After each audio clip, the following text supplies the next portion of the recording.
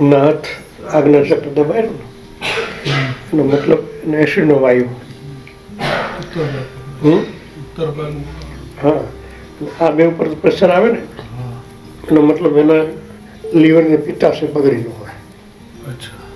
પિત્તાશયમાં પિત્ત વધે એટલે લીવર ઉપર અસર થાય અને એ અસર ઉપર થઈ અને નીચે ઉતરે એટલે આખું પેઢું એના પેનક્રિયાસમાં પ્રોબ્લેમ હે આવે એટલે કમરનો દર્દ છે ને કારણ પિત્તનો વાયુ. ત્યાંના કોષિકામાં સોજા આવે, સર્કિટ ન ફરતી હોય એટલે દુખાવો થાય. એટલે આને ક્યાંથી કાપવું પડે? આપણે મૂલાધાર છે.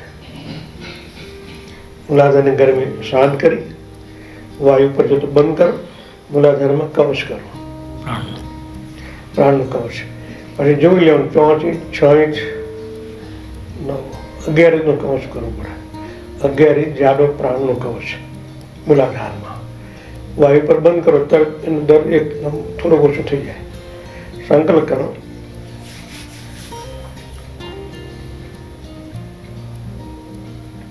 ભાવેશભાઈને મૂલાધારની ગરમી શાંત થાવ, શાંત થાવ, શાંત થાવ.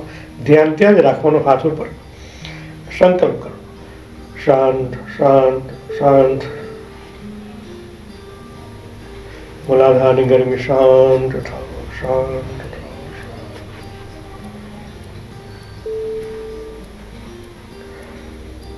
શાંત. હજી શાંત. જોવાના ચક્ર પર પ્રેશર આવવા નીચે ઉતરવા માંડી ગયો. પછી સંકલ્પ કરો, વાયુની વિકૃતિ ઉપર જતી બંધ થાવ. और प्रेशर घट्यो, बंद थाओ, बंद थाओ, बंद थाओ.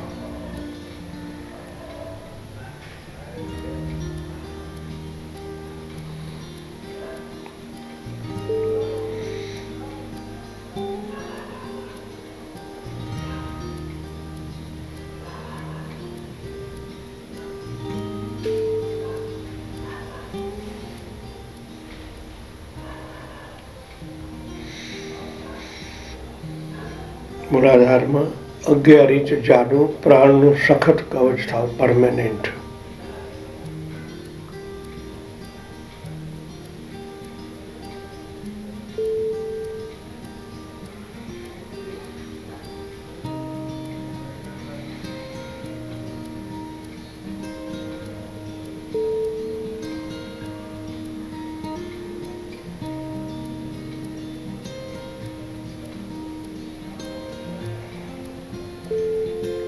પ્રાણનો પ્રવાહ પિંગલા નાડીમાં બંધ થઈ ઈડા નાડીમાં ટ્રાન્સફર થવો, પ્રવાહિત થવો, પ્રવાહિત થવો.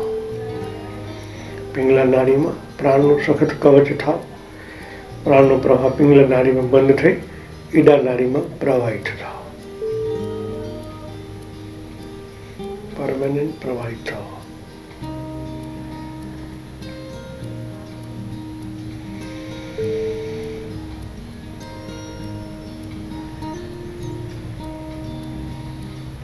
ઈડા નાડીમાંથી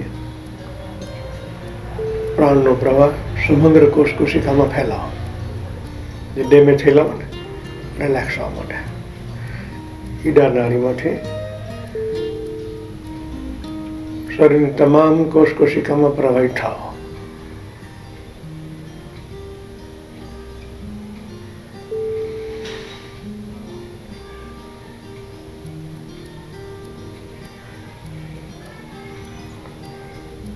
રિલેક્સ.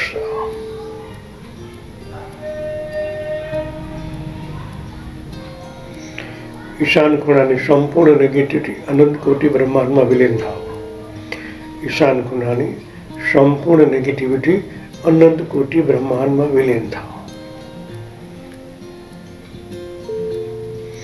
ઈશાનનું વજન નૈઋત્યમાં ટ્રાન્સફર થાવ.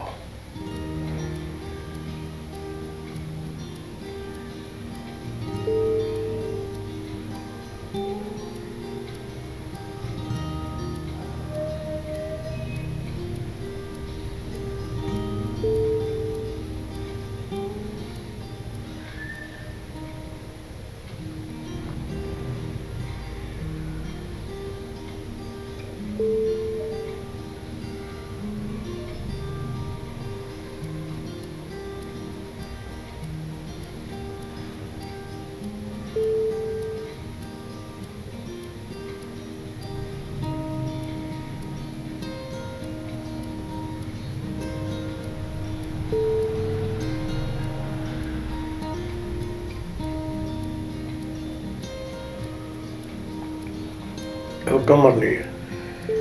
અનંત કોટી બ્રહ્માંડમાંથી પ્રાણની મહાવર્ષા 22ભાઈના કમરના એક એક અણુ, એક એક પરમાણુ, એક એક કોષ, એક એક કોશિકામાં અવતરિત થાવ. નેગેટિવ અણુ, નેગેટિવ પરમાણુ, નેગેટિવ કોષ, કોશિકાઓ અનંત કોટી બ્રહ્માંડમાં વિલીન થાવ. એની જગ્યાએ પ્રાણના અણુ, પ્રાણના પરમાણુ, પ્રાણના કોષ, પ્રાણની કોશિકાઓ અવતરિત થાવ.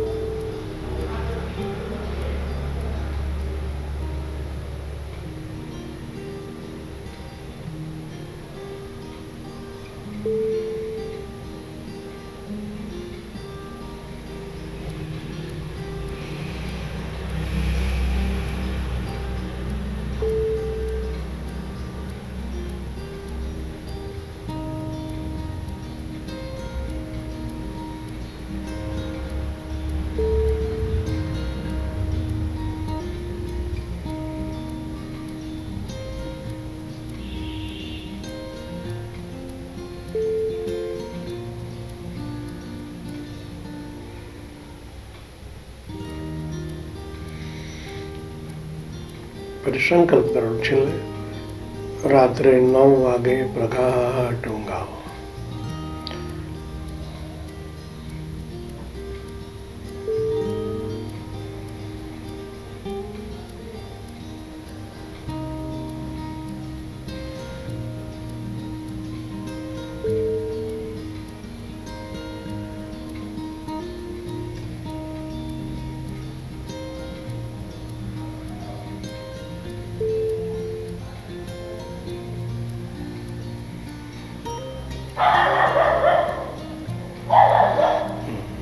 થઈ ગયા. તો ચાલો, બધા ચક્રો ચાલો. ઓકે.